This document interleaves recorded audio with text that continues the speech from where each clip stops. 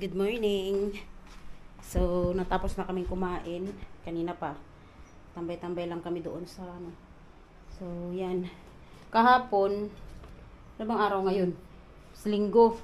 So, nung nailabas namin si Rohi sa tawag niyan, mga binigay ng kuya niyan kahapon, yan ang breakfast namin.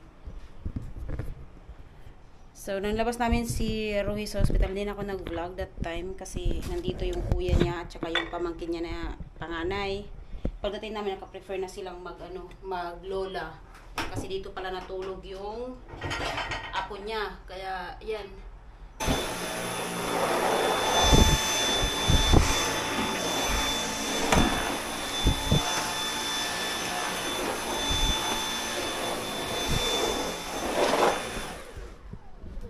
Ayan guys, so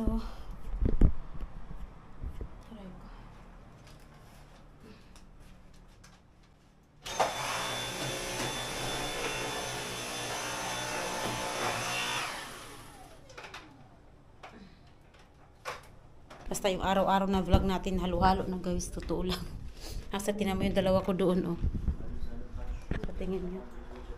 Dalawa ba sila nandoon? Sabi ko sa inyo, dalawa nandoon, oh. Sabi ko sa inyo, so mamaya mag-vacuum na ako dito habang wala sila. Pero lang akong kukunin guys.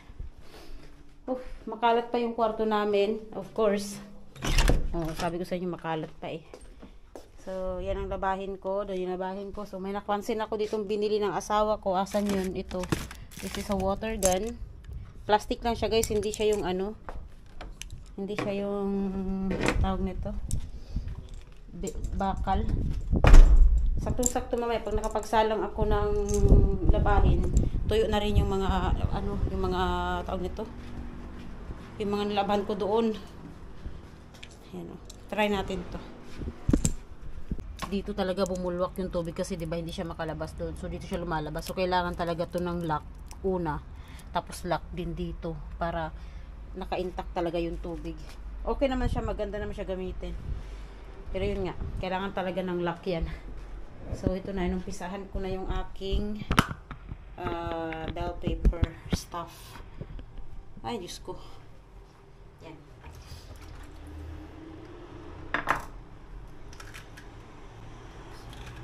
Sana hindi ma-misunderstanding yung asawa ko sa akin.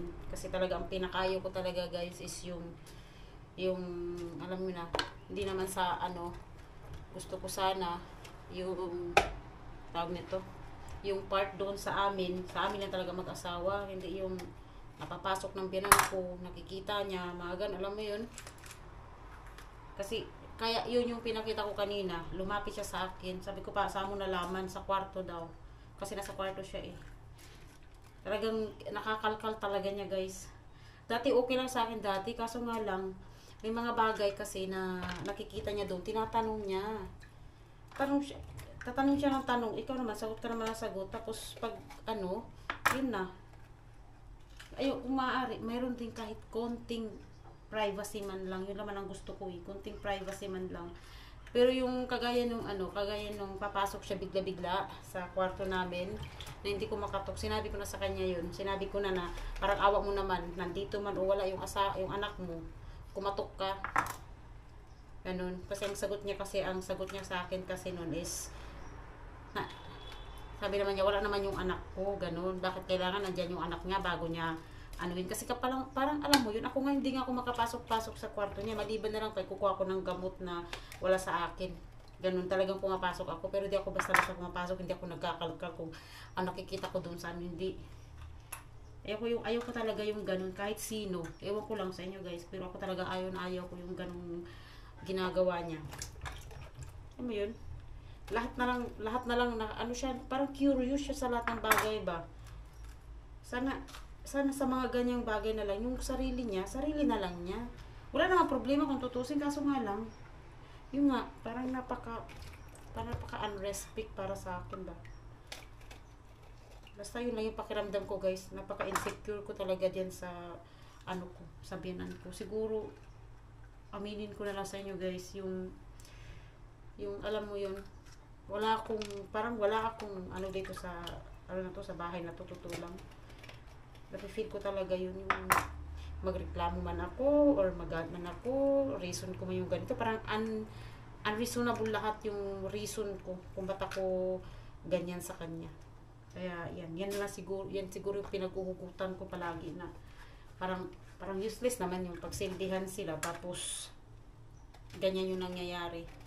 Alam ko naman na nasa akin na siguro talaga problema, nasa akin na. Hindi ko alam kung paano ko siya tatanggalin sa sarili ko. Hindi ko talaga carry, guys, promise. Parang gipit na gipit naman.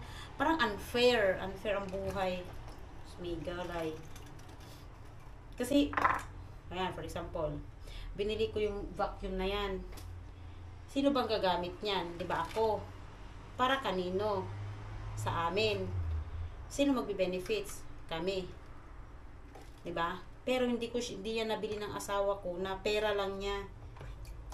Naghati kami diyan. Pera ko at pera niya. Ganon. Hindi ba pwedeng siya lang ang bumili? Kami lang naman ang mag-aano, 'di ba? Parang pa konsuelo di bobo naman lang niya sa akin na nag-aano sa kanila, ganon. Hindi. Kaya wala talaga. Gusto ko lang kung iniisip sa buhay ko.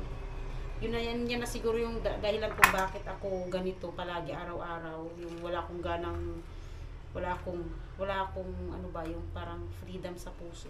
Parang unfair talaga, promise. Super unfair para sa akin yan.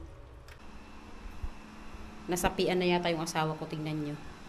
Kasi pinandar ko yung robot ko para maglinis. Ngayon siya naman nandoon, maglilinis sa balcony.